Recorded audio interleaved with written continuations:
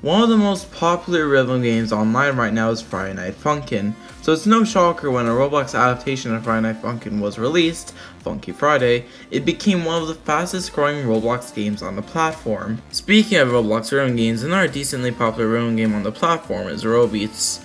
So today I want to compare and contrast these two games. I'll be looking at each one individually, then comparing them together at the end to figure out which game is the better Roblox rhythm game. Before we head in, I'll just like to mention that you are allowed to have an opinion. You may like Funky Friday over RoBeats or vice versa, and this video shouldn't change your opinions on which game is better. Another thing, because I do have a slight bias towards Funky Friday, I asked Alterix for his take on the games so the analysis isn't biased to any side. But with all that out of the way, let's dive in.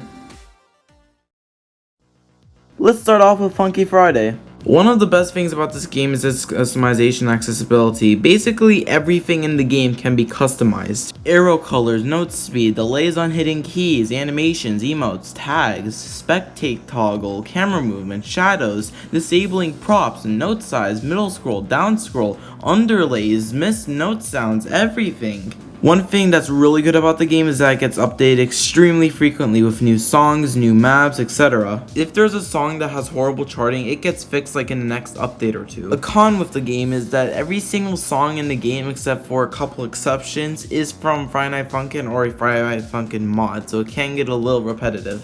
One of the big problems with Funky Friday is that the songs don't have difficulty levels listed on them, so when you're clicking on a song, you don't know what you're getting into. The map is ginormous and there are tons of Easter eggs in every single nook and cranny for you to find, so just exploring the map and finding the Easter eggs is just fun in itself. If you're someone new that's just starting out and just started playing the game, then you literally can't, it's really hard for you to understand what's going on and what to do. It is a little overwhelming. The notes are pretty easy to read, whether you've customized your notes yet or not.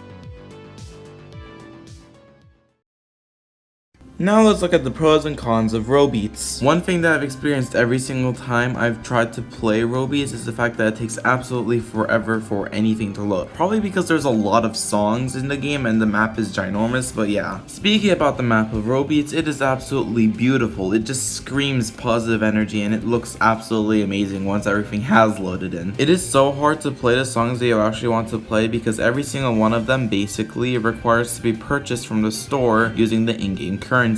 Whether you're trying to buy a song or whether you're trying to play a song, there are difficulty levels basically everywhere, which makes it much easier to navigate and much easier to find songs that actually match your skill level. The hitboxes for the notes inside RoBeats are basically flawless. If you're playing compete mode, it is literally impossible to win without having a kit on because it's just like you just get so much more points from kits, and it's just like it's impossible to win without one. Ever since the Elemental update, some songs have just been incredibly easy to get high scores on, and it just ruined the scoring system of the game.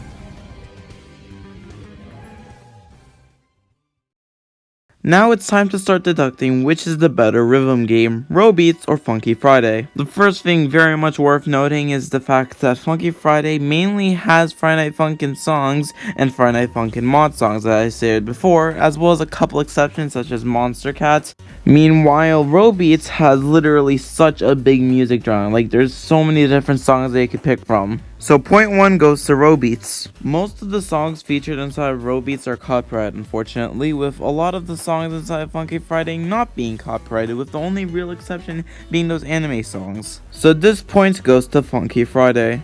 Unlike in RoBeats, there are no external ways to boost your score inside Funky Friday, such as gears and stuff, so this point also goes to Funky Friday. The scoring system in Funky Friday hasn't been developed to its fullest potential yet, unlike RoBeats, who is much older and has also fixed most of the bugs going on with its scoring system. RoBeats have difficulty levels and Funky Friday does not. One of the things that Funky Friday has, but I'm shocked RoBeats doesn't have, is its huge amount of customization. Like, I already said this, but so much of Funky Friday's settings can be customized, and even the things that do repeat over inside RoBeats usually cost some sort of in-game currency. Speaking of purchasable things, RoBeats has a big problem with that, with a lot of the stuff inside of the game being like purchasable with Robux. You can buy coins and stars using Robux, and with coins and stars you could buy different songs, and most importantly you could buy gears inside of the game as well that increase your score by a long amount. So unless if you're playing a fair 1v1 with no gear,